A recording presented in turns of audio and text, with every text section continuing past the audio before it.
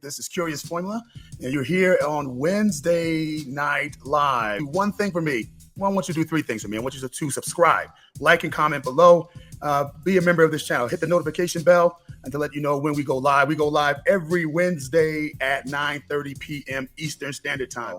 Latest poll from NPR shows quite clearly that the campaign of Vice President Kamala Harris and now Governor Tim Walz is rising at levels unprecedented, and the campaign of former President Donald Trump is flailing, as are Republicans who don't know what to do. Further evidence is shown in this latest poll that just came out, NPR, PBS News, Marist poll, that shows that Harris receiving 51% of the vote as it stands right now to 48%. Big lead for Harris. It's the first time she has led consistently. And listen, folks, you know how I feel about polling. Polling is only as good as the people who actually administer it, and they are still only snapshots in time, people. They are just one indice to show you how the race is going. It's a trend. That's what's happening in terms of the race. It's a trend that we're starting to see now, but this poll kind of bears it out. NPR, PBS News, Marist poll, they're doing a real good job. I trust them in terms of their reporting. But here's some other things I think you'll be interested in terms of what they said. They said that the number is Harris 48, Trump 45, when a third-party candidate is included. And we all know who that third-party candidate is. That's RFK Jr., that's Cornel West, some of the minor party candidates that are out here right now. So that number is still 3% nationwide. Now, granted, that is still within the margin of error. Most errors on polls, are polls of 3.5 to 4%. It's still within that, but the lead is still with Harris as opposed to Trump, and that was not the case 4 weeks ago. So here's some of the other findings I think are interesting. Trump is only trusted more on the economy by 3 points, 51% to 48%. Folks, that is Donald Trump's calling card.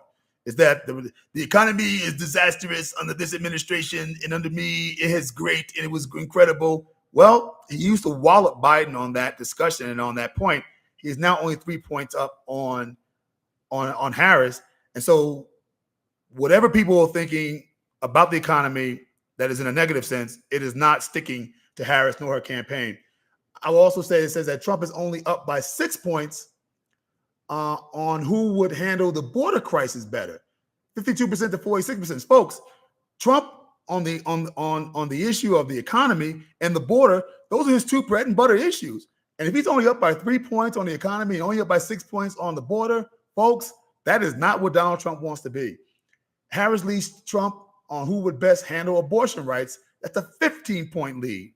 There's your gender gap right there, making its way to the feet and the campaign of Donald Trump. Here's some more things. Harris leads Trump on who would best, women, Black, and independent voters have moved towards Harris. And it's something you need to keep your eye on. Harris is up by 13 points over Trump with women, and Harris is losing to Trump with men by 9 points. But the numbers are still close to the 2020 numbers that they received as Biden-Harris. I want you to remember that point because it's important for what we're going to talk about later. Now, here's the thing that Trump people ought to be all aghast with, and this is my target right back at you Black content creators on YouTube, you Black Republicans, and you low-rent rappers who say that you're with Donald Trump and you think you can move people away from the consensus. With Black voters, Harris has gone from a 23-point lead over Trump to a 54-point lead as of today. Those are 2020 numbers. Put a pin in that. Black voters who appear to be considering Trump have moved away from him, dropping 10 points. Harris is now winning with independents. Remember this part too. Trump was beating Biden by 4 points with independents. Harris is now beating Trump by 9 points, 46 to 40%. She's now beating, let me go back. Harris is now beating Trump by 9 points. She's up with white voters, and it's being driven by college-educated white women from the suburbs. Harris is also winning with older voters. She's leading Trump by 11 points with older voters. Latinos have also moved to Harris, but 58% support her. That's down from what Biden received in 2020 at 65%. Two quick other things that the poll shows is that the Biden approval rating is at 46%. Yeah, the man drops out the race, it becomes more popular. And people are more satisfied with their choices for president today than they were 4 weeks ago. Well, what do you think changed? I wonder. So what does this all mean? What is the top line that also all mean? I took some notes here. I want to read to you guys. So what does this all mean? The first thing I think it means is that Harris has moved the Dems back to a position to get 2020 numbers, and that means victory. Folks, I told you all, if you watch my content here, that the then Biden, now Harris, and Donald Trump each had a different mountain they had to climb if they want to win this election in November. And don't listen to CNN, don't listen to MSNBC, stop listening to Newsmax and News Nation, stop listening to, CNN and Fox Entertainment. These folks are looking for clicks and likes, and they're not telling you what you need to be looking at to see who's going to win this election. I told you that the Harris mountain that the Harris had to climb, which she had to get 2020 turnout numbers in 2024. And heretofore, we had not seen the enthusiasm and we had not seen the ability for her to grab the same kind of turnout in 2024 that they received as a ticket in 2020.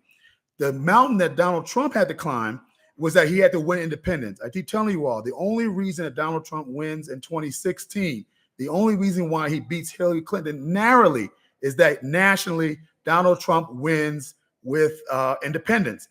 The trouble is that Donald Trump has not won independents since then. He's not won independents in 2018 in Republican midterm elections. That's why the Republicans lost seats. He did not win in 2020.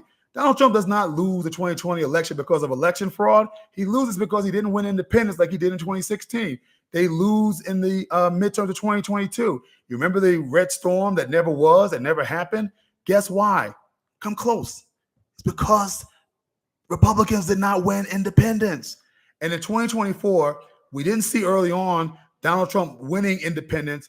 We saw a little bit of him taking the lead after the Biden debate fiasco, but it looks like independents now are righting the ship and they're coming back. If Donald Trump does not win independents, he does not win in November.